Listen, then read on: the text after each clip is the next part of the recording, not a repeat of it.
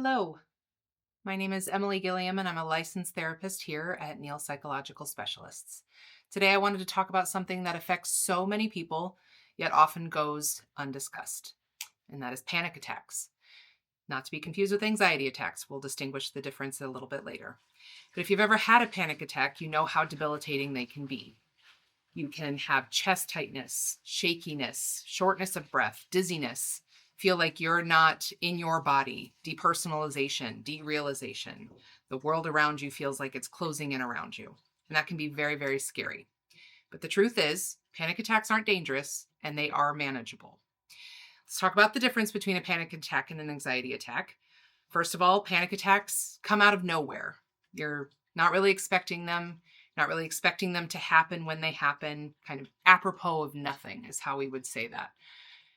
They seem to come out of nowhere with symptoms like chest tightening, shakiness, dizziness. Some people have likened them to a heart attack and often go to the ER because they think that's what they're experiencing, especially if they've never had one before. Anxiety attacks, on the other hand, are often a buildup, gradual. You're in a situation that is stressful, feels unmanageable, but almost predictable. You can feel the anxiety coming from that experience that you're having. Not to downplay or minimize anxiety attacks at all. Both panic attacks and anxiety attacks can feel very scary, very debilitating, but both are really manageable. Let's talk about some ways you can manage. First and foremost, name it. I am having a panic attack. This is a panic attack. Sounds super simple, but that simple grounding technique can help you realize that you are safe and help your brain to recognize I am in control.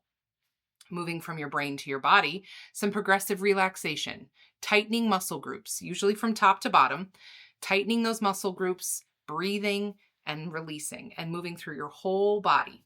We're grounding our body in the space that we're in. Again, we're telling our body and our mind, I have control. I have the lead on this. I can manage this. And it starts to release some of those neurotransmitters that tell your body it's okay to relax. Breathing, there's lots of different grounding breathing exercises and techniques. Breathing in a square is a great one, where you breathe in for 3 seconds, you hold it for 3 seconds, you breathe out for 3 seconds, and you hold it for 3 seconds, and doing that until the panic subsides. And finally, getting up, getting out of that space, maneuvering away from the environment that you're in where you're experiencing panic attack.